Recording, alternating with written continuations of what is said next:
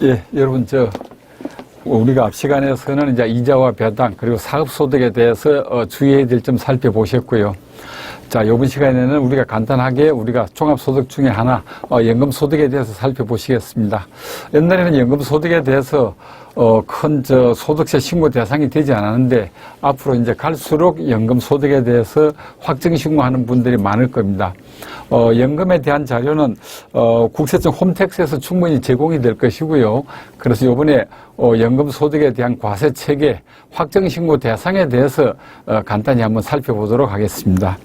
자, 64페이지를 보시면은 연금소득이 종류가 있죠. 제일 위에 과세 대상 연금이고요. 항상 여러분들 연금은 두 가지로 나누셔야 됩니다. 공적 연금하고 사적 연금 두 가지로 나누시고요. 공적 연금은 말 그대로 국가에서 관리하는 연금을 말합니다. 그래서 가장 대표적인 게 국민연금하고 공무원연금, 군인연금 이런 것들일 거고요. 공적 연금은 여러분들 공적 연금, 국민연금은 불입할 때 전액소득공제가 되죠. 전액소득공제. 전액소득공제가 되고 있고요. 그 다음에 사적연금은 일반 민간 금융기관에서 운영하는 연금을 말합니다. 그래서 가장 대표적인 게 연금저축, 그 다음에 퇴직연금 불입액 이런 것들을 이야기합니다. 그래서 사적연금은 불입할 때 혜택은 연금저축에 대해서 세액공제가 있죠. 그래서 여러분들 국민연금에 대한 연금소득공제, 연금저축에 대한 세액공제를 전혀 고마워할 필요가 없습니다. 세액공제, 소득공제 해주니까 연금소득세를 내게 되는 겁니다. 연금소득세를 내게 되는 거니까 요거는 여러분들 세액공제를 받는 거 요건 여러분들 권리입니다. 그래서 공적연금하고 사적연금 두 가지로 구분하시고요. 넘겨보시겠습니다. 넘겨보시면 이제 연금에 대해서는 기본적으로 지급자가 원천징수를 하고 있습니다. 원천징수를 어떻게 하고 있는지 65페이지 제일 하단을 보시면은 두 가지입니다. 공적연금은 이제 연금공단에서 간이세액표에 의해서 자기들이 알아서 원천징수합니다. 그래서 우리가 근로소득 간이세액표처럼 연금소득 간이세액표가 있고요. 그 다음에 우리가 간이세액표에서 원천징수하고 나면은 연금공단에서 연말정산을 합니다. 근로소득처럼 동일하게 연말정산을 하고요. 그 다음에 이제 사적연금은 보험회사에 우리가 연말정산까지 의무를 떠넘길 수는 없는 거죠. 그래서 대신 사적연금은 지급하는 금액에 지급받는 사람들의 나이에 따라서 있죠. 나이에 따라서 3%, 4%, 5% 원천징수를 합니다. 대신에 여러분들 사적연금은 연말정산이 없죠. 연말정산이 없고 원천징수를 하니까 이거는 미리 세금 면납하고 동일합니다. 세금 면납하고 동일하니까 우리가 확정신고를 통해서 확정이 돼야 되겠죠. 자, 그래서 그러면 우리가 지금 단장 닥친 과제 종합소득세 확정신고에 대해서 한번 보시겠습니다. 자, 중간에 위에 7번 종합소득세 확정신고가 있고요. 확정신고가 있는데 공적연금을 보시겠습니다. 공적연금은 여러분들 근로소득처럼 간이세액표에서 원천징수하고 공단에서 연말정산한 거 아닙니까? 그러니까 근로소득과 동일하게 타소득이 없으면 그걸로 확정이 되는 거고 타소득이 있으면 확정신고를 해주셔야 됩니다. 그래서 여러분들 요번에 타소득이 있으면서 공적연금을 받는 분들은 다 연금에 대해서 신고하라는 안내문이 나오게 될 겁니다. 안내문이 나오게 되고 자, 그 다음에 사적연금이 좀 문제가 있습니다. 사적연금을 보시면은 사적연금이 또 두 가지입니다. 사적연금 받는 사람들, 그 많은 사람을 갖다가 다, 기납부 세액으로 공제해주고 확정신고를 하기에는 너무 양이 많을 겁니다. 그래서 사적연금은요, 사적연금은 밑에 보시죠. 사적연금 무조건 분리과세는 이제, 여러 가지, 이렇게 사망이라든지 이런 경우만 무조건 분리과세고, 기본적으로는 선택적 분리과세입니다. 그래서 사적인 연금은 오른쪽에 출처진 부분 보시죠. 연도별로 총 연금 1,200만 원 이하인 경우에는 선택적 분리과세입니다.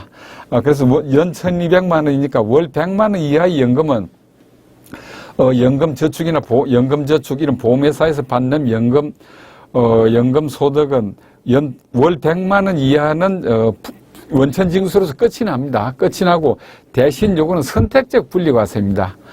그래서 100만 원 이하인데 자기가 다른 소득이 아무것도 없다 그러면 오히려 확정신고를 하면 환급을 받을 수가 있습니다. 그래서 총 연금 1,200만 원 이하인데 타소득이 없고 그래서 확정신고 안내문이 안 나갑니다.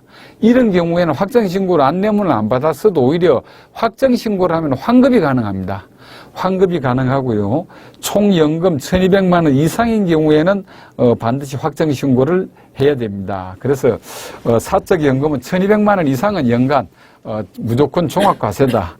그리고 원천징수된 것은 연합적 원천징수니까 기납부세액으로 공제를 한다. 그 다음에 총 연금 1,200만 원 이하는 납세자의 선택에 의해서 확정신고해도 좋고 안 해도 좋다. 근데 요번에 확정신고할 때 사적 연금에 대해서 확정신고하라고 안내문이 나오는 분들은 사적 연금은 1,200만 원 이상자들만 나오는 걸로 이렇게 기억하십시오.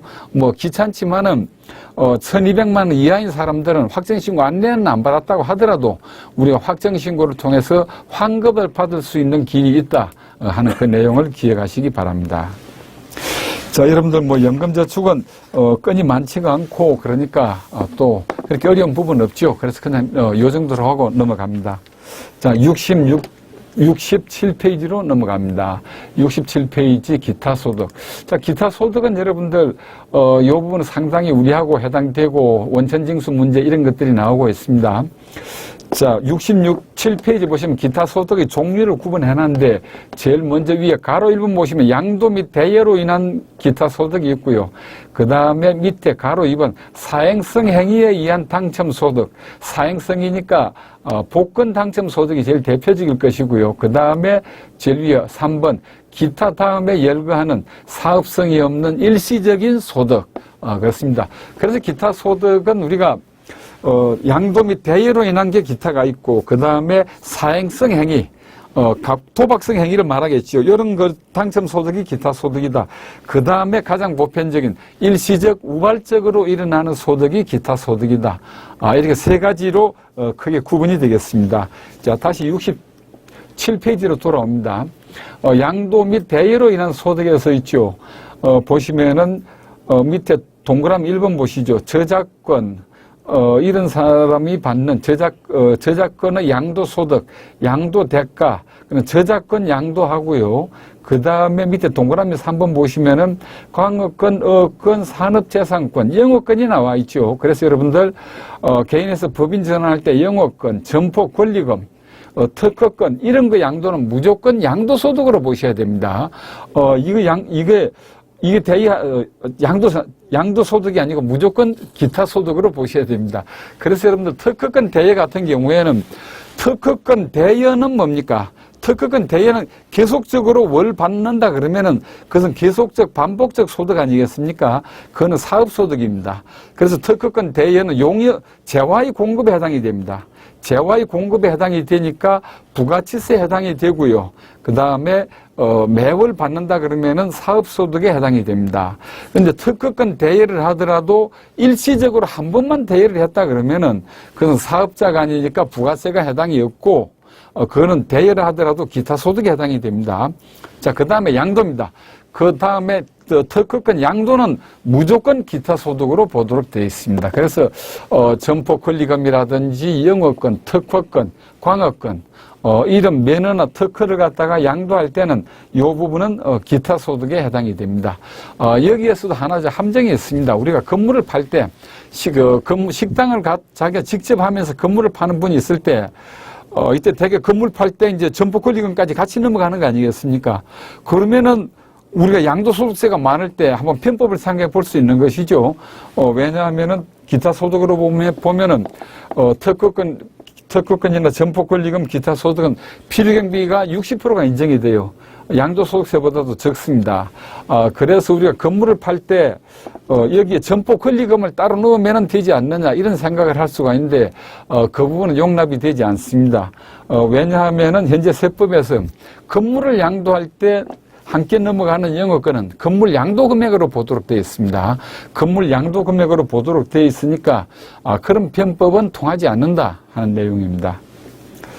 자, 그 다음에 밑에 동그라미 5번 지상권, 지역권을 설정하고 받는 대여금 또는 금품을 이야기합니다. 요 부분에 대해서는 2017년도 이전에 지상권에 대한 대의하고 받는 금품이 부동산 임대소득이냐 기타 소득이냐 말이 상당히 많은데 이 부분에 대해서 세법을 아예 개정을 시켰습니다. 그래서 동그라미 5번에 세 번째 줄 보시죠. 2018년도 사업년도부터는 공익과 관련 있는 공익과 관련 없는 지역권 지상권은 사업소득으로 봅니다. 그래서 우리가 기타 소득 중 지상권 지역권에 해당이 되어가지고 세금을 절세하고 필요경비 60%로 인정을 받기 위해서는 공익과 관련 있는 지상권 지역권이라 해야 됩니다. 결국 그러니까 지역권은 가장 대표적인 게 자기 땅 밑에 지하철이 지나감으로 인해 가지고 지하철 공사로부터 받는 돈이 있죠. 그게 바로 자기 지역권을 이야기합니다. 공익과 관련 있는 것만 기타 소득의 지역권이다. 지상권의 가장 대표적인 것은 자기 땅 위에 자기 임야 위에 한전의 고압 전선이 지나감으로 인해 가지고 땅 주인한테 매월 보상이 나온다 그러면 그게 바로 공익과 관련된 지상권입니다. 그래서 공익과 관련된 것만 지상권, 지역권으로 인정해 주도록 세법이 개정이 되었습니다. 일반 개인이 지역권, 지상권에 대해서 보상을 받는 것은 그것은 무조건 부동산 임대로 봐야 됩니다. 부동산 임대로 봐야 되고 그걸 기타 소득 중 지상권 소득으로 볼 수는 없다 하는 내용입니다. 자, 그 다음에 68페이지 넘겨가지고요. 사행성 행위는 우리하고 별로 관련이 없겠죠. 사행성 행위에 의한 기타 소득을 고민하는 분들은 상당히 행운하겠죠. 로또 복권 당첨되었을 때 이런 때 나오는 것이고. 자, 제일 사례가 많은 게 여러분들 68페이지에 기타 다음에 열거하는 사업성이 없는 일시적 우발적인 소득이 기타 소득입니다. 그래서 자, 제일 위에 보시죠. 계약의 위약, 해약으로 인하여 받는 소득입니다. 그런데 사업자가 분양과 관련한 것, 부동산 임대와 관련한 것은 기타 소득이 아니라 그랬죠. 자, 그 다음에 여기에서 밑에 쭉 내려가 보시면은 동그라미 5번이 있습니다. 문해, 학술, 미술 이런데 원작자로서부터 원작자로의 자격으로 받는 원고료, 원고료 이런 것들이 기타 소득이라 그러는데 여기도 여러분들 기본적인 전제가 뭡니까? 일시적 우발적인 것을 이야기합니다. 그래서 조각가가 있다고 하더라도 예를 들면은 원고를 썼다고 하더라도 전문적인 전업 작가가 쓴 경우에는 사업소득이고요.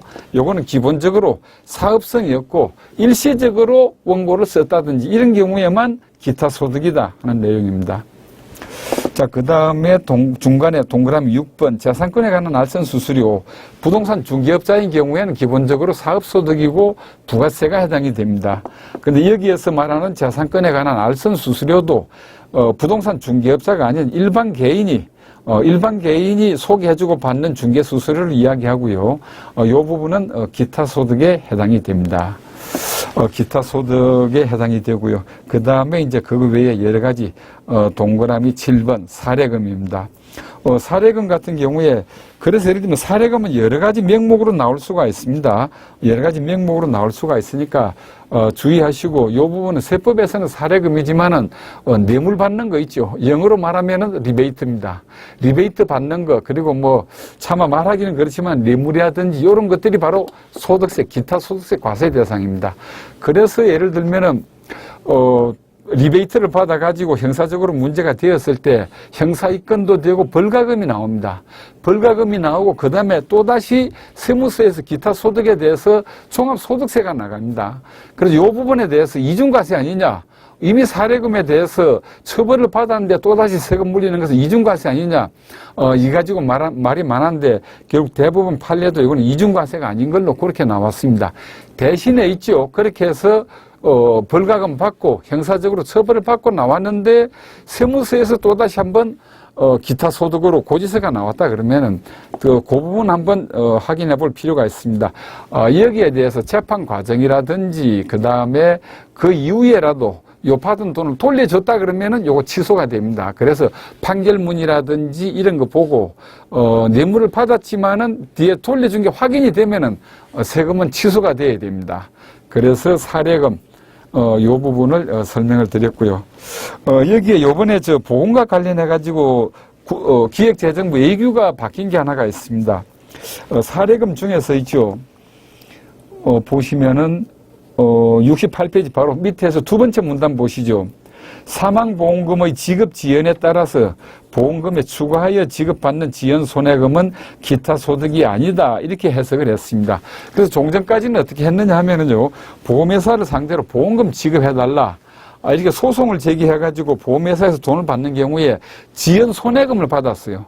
지연 손해금이 판결 과정에서 추가로 나오는데 이 부분도 기타 소득으로 과세를 했습니다. 기타 소득으로 과세를 했는데 작년 1월 달에 기획재정부 2규를 바꿔가지고요, 사망보험금이나 상해보험금과 관련해가지고 보험금에 추가해서 받는 지연 손해금은 기타 소득이 아니다. 즉 과세 대상 소득이 아닌 걸로 해석을 바꿨습니다. 그래서 혹시 보험회사를 상대로 소송을 제기한 경우에 이런 지연 손해금은 2019년 1월부터 이 부분은 과세 대상이 아닌 걸로 기획재정부 2규가 바뀌었습니다. 넘겨보시겠습니다. 68페이지 넘어가고요. 자, 기타 소득에 대해서 우리가 실무적으로 중요한 거 70페이지 보시겠습니다. 자, 기타 소득의 필요경비를 보시겠습니다. 기타 소득은 여러분들 특징이 뭡니까? 기타 소득은 사업소득하고는 다르죠. 그래서 기장의무가 없습니다. 그럼 기장의무가 없는데 경비가 들어간 건 어떻게 되느냐인데, 기장의무는 없어도 경비 들어간 거, 실제 들어간 거 있으면 빼도 되고요. 그 다음에 또 기타 소득은 기장을 안 하더라도 저절로 인정해주는 필요경비율이 있습니다. 그래서 한번 보겠습니다. 69페이지입니다. 기타 소득의 필요경비는 제일 위에 칸 0% 또는 실제 경비입니다. 그래서 알선 수수료겠죠. 알선 수수료 이런 것들은 실제 돈 들어간 거 있으면은 빼도 됩니다. 필요경비로. 그래서 알선 수수료 중에서 그런 것들은 필요경비로 빠질 수가 있습니다. 예를 들면 내가 부동산 계약을 했는데 상대편이 계약을 위반해가지고 내가 계약금을 2배로 받았습니다. 받았는데 필요경비가 있을 수가 있죠. 어떤 게 있을 수 있냐 하면은 부동산 그래도 복비는 좋습니다. 중개사한테 당신 돈 받았지 않았느냐, 중개수수료는 줘라. 이렇게 할 때 중개수수료는 필요경비로 뺄 수가 있습니다. 그래서 기타 소득은 실제 나간 경비가 있으면은 이 부분은 언제든지 공제가 가능합니다. 그 다음에 두 번째 칸 보시죠. 바로 이 부분이 제일 중요하죠. 종전에는 필요경비 80%였었는데 2019년도에는 최종적으로 필요경비가 60%로 확정이 된 것입니다. 가장 대표적인 게 그 중간에 2번 고용관계 없는 자의 인적 용역, 그래서 강의료, 고문료, 자문료 이런 것들이 해당이 되고요. 그 다음에 4번 광업권, 어업권, 그 다음에 특허권 이런 것들, 점포 권리금, 이게 바로 필요경비 60%짜리에 해당이 됩니다. 그래서 이제 우리가 기타 소득이 필요경비 60%를 무조건 인정해 주니까 절세 효과가 있다는 거죠. 그 다음에 밑에 보시죠. 밑에 80%짜리 중에서 있죠. 위약금과 배상금 중 주택입주 지체 보상금이 있죠. 이 부분 아까 설명드렸죠. 특히 신축 분양하는 분들은 주의하시라는 겁니다. 상가에 대한 상가에 대한 입주 지연 보상금은 필요경비가 제로입니다. 필요경비가 제로인데 주택인 경우에는 필요경비를 80%를 인정을 해주고 있습니다. 그 다음에 이제 종교인 같은 경우에는 기타 소득인데, 종교인의 기타 소득은 수익 금액에 따라서 필요경비가 20%에서 80%까지 분포가 되어 있습니다. 자, 나머지들은 생략하겠습니다. 넘어가고요. 기타 소득 과세 방법. 기타 소득에서 여러분들 여러 가지 사례들을 한번 보시겠습니다. 사례들을 보시겠고, 영업권, 점포 권리금이 이제 제일 위에 동그라미 4번에 나와 있죠. 4번에 나와 있고, 그 다음에, 여러분들 밑에 동그라미 7번 보시죠. 이 부분 이번에 세법 개정이 있었습니다. 특히 서울 시내, 이런 경우에 그린벨트, 즉 개발 제한 지역의 주택 이축권 과세 문제입니다. 이 부분은 여러분들 속된 말로 하면 용마루 값이라 그럽니다. 이 말은 무슨 말이냐 하면은, 그린벨트 내에서 집을 지으려 그러면은 절대 허가가 안 됩니다. 다만 허가해주는 사람은 누구한테 허가를 해주느냐 하면은 기존의 그린벨트 안에 주택이 있는 사람이 그 주택을 하고 다른 데 지을 때 그린벨트 안에 건축 허가를 한번 내주는데, 그린벨트 안에서 집을 지을 수 있는 권리는 상당히 이 부분은 가치가 있는 권리입니다. 그래서 거기에 대해서 몇 억씩을 서로 주고받습니다. 그러면 그린벨트 안에 집 지을 수 있는 권리, 속된 말로 용마루 값이라 그럽니다. 용마루 값이라 그러는데 그거 양도소득이냐 아니냐 이 가지고 말이 많았고요. 요 부분이 2019년도까지는 그린벨트 내의 주택 이주권에 대해서 기타 소득으로 과세를 해가지고 양도소득세로 과세를 안 했습니다. 그래서 상당히 세금 절세 효과가 있었는데 이 꼴을 못 두고 봐가지고 2020년도에 세법 개정을 했습니다.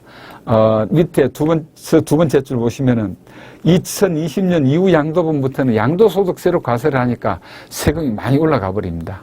많이 올라가고, 근데 이제 다만 조건이 있습니다. 다만 이주권 가액을 별도로 평가해가지고 구분하여 신고하는 경우에는 기타 소득으로 과세를 합니다. 그래서 여러분들 서울 시내라든지 경기도 일대에 주택 이주권, 용마루 값을 받고 몇 억씩 받고 파는 경우에 이 부분 갖다가 별도로 구분하지 않으면 양도소득세로 다 내야 되고요. 이런 경우에는 절세를 하기 위해서 감정을 받으셔가지고 이주권 가액이 얼마다, 주택 양도 가액이 얼마다, 감정사의 감정을 받아가지고 신고하는 경우에, 즉 주택 이주권 가액이 명확하게 구분이 되면은 거기에 대해서 기타 소득으로 인정을 해줍니다. 기타 소득으로 인정을 해주면서 물론 권리의 양도니까 필요경비 60%가 무조건 인정이 되니까 절세 효과가 크게 나타납니다. 2019년도까지는 무조건 기타 소득이었었는데 2020년 양도분부터 이게 적용이 됩니다. 자, 그 다음 넘겨보시면은 이제 전문 지식, 이런 인적 용역을 이야기합니다. 이 부분 아까 설명드렸죠. 고문료, 자문료에 대해서 이렇게 해석을 하고, 그 다음에 요거 보실 때 있죠. 요번에 신고할 때 그 점 주의하셔야 되겠네요. 대학 교수분들 있죠. 연구 용역에 대해서 근로소득하고 종합소득세 신고를 하러, 여러분들한테 올 경우가 많을 겁니다. 근데 요때 이제 사업소득이면 상당히 이게 까다롭습니다. 기장을 해야 될 것이고, 그런데, 그래서 여기에 대해서는 있죠. 대학 교수분들이 그 연구 용역, 여기에 대해서 어떻게 과세할 것이냐는 것은 규정을 한번 보시죠. 요 대학 교수분들은 요거는 자문 용역을 이야기하네요. 자문 용역을 이야기하고 이런 걸 갖다가 대학 교수가 법률 자문을 한 경우 기타 소득이냐 사업 소득이냐 이걸 갖다가 국세청에 질의하는 경우가 있는데 질의하면 절대 명쾌한 답변이 안 나옵니다. 사업 소득인지 기타 소득인지는 사안에 따라 사실 판단할 문제다. 이렇게 나오지 정확한 답은 절대 안 해줍니다. 그래서 이런 부분에 대해서는 기본적으로 사업 소득으로 신고하는 게 안전할 것이다 하는 그 내용입니다. 자, 그럼 기타 소득 요 정도로 보고 넘어가고요. 그 다음에 이제 기타 소득도 되고 그 다음에 근로소득에 해당되는 소득이 있죠. 어떤 겁니까? 종교인 소득입니다. 자, 종교인에 대해서 76페이지에 나와 있습니다. 자, 제일 위에 같이 한번 읽어보시죠. 종교인. 종교인이라 그러면 목사, 전도사 이런 분들, 스님도 해당이 되고요. 그 다음에 이 소득세 과세는 2018년도부터 시행이 됐었죠. 이 부분은 여러분들 아시겠지만, 기타 소득으로 신고하거나, 근로소득으로 신고하거나, 선택해서 신고 납부가 가능하고요. 그 다음에 종교인분들이 퇴직함에 따라 받는 소득은 기타 소득에 해당이 됩니다. 그래서 종교인들은 재직 중에는 기타 소득이냐, 근로소득이냐 선택. 그 다음에 기타 소득이나 근로소득인 경우에 근로소득이 적다 그러면 뭐가 있습니까? 근로장려금이 있죠. 근로장려금이나 자녀장려금도 선택을 할 수가 있습니다. 비록 기타 소득으로 선택했다고 하더라도 자녀장려금, 그 다음에 근로장려금 신청이 가능합니다. 그 다음에 이제 나이가 들어가지고 퇴직하면서 받는 돈은 퇴직소득으로 소득세 신고해야 됩니다. 근로소득인 경우에는 그냥 간단합니다. 근로소득인 경우에는 원천징수하고 연말정산해서 끝을 내면 되고요. 기타 소득 같은 경우에는 이제 여기에 표가 있습니다. 그래서 여기에 따라서 간이 세 표가 있죠. 필요경비를 빼고 원천징수를 합니다. 원천징수 세율은 물론 요 남은 금액에 20%가 적용이 됩니다. 원천징수하고 그 다음에 기타 소득으로 했다고 하더라도 연말정산 과정을 거쳐야 됩니다. 그 다음에 연말정산 과정을 거치고 그 다음에 연말정산하고 연말정산할 때 주의해야 될 사항입니다. 종교인에 대해서 연말정산을 근로소득으로 했건 기타 소득으로 했건 뭘 제출해야 됩니까? 지금 명세서 제출하셔야 돼요. 지금 명세서 제출해야 되고, 요 부분은 3월 10일까지 내면 됩니다. 3월 10일까지 지금 명세서를 내야 됩니다. 기타 소득인 경우에 2월 말까지 아니냐인데, 요 부분은 유리하게 근로소득으로가 동일하게 3월 10일까지 지급 명세서 내면 되도록 이렇게 세법이 되어 있습니다. 그래서 실무하는 여러분들은요, 기타 요 부분 지급 명세서 제출에 유의해야 되고, 요번 2020년도까지는 가산세가 적용이 안 됩니다. 내년에 제출하는 20년도 기속에 대해서부터 가산세가 적용이 되니까 특히 여러분들 내년 3월 10일 종교인에 대한 기타 소득 근로소득 연말정산 원천징수 내역 지급 명세서 제출에 유의하시기 바랍니다. 그리고 이렇게 하고 이제 타소득이 있거나 이런 경우에는 요번에 당연히 종합소득 확정 신고하셔야 되겠고, 퇴직인 경우에 퇴직소득 신고를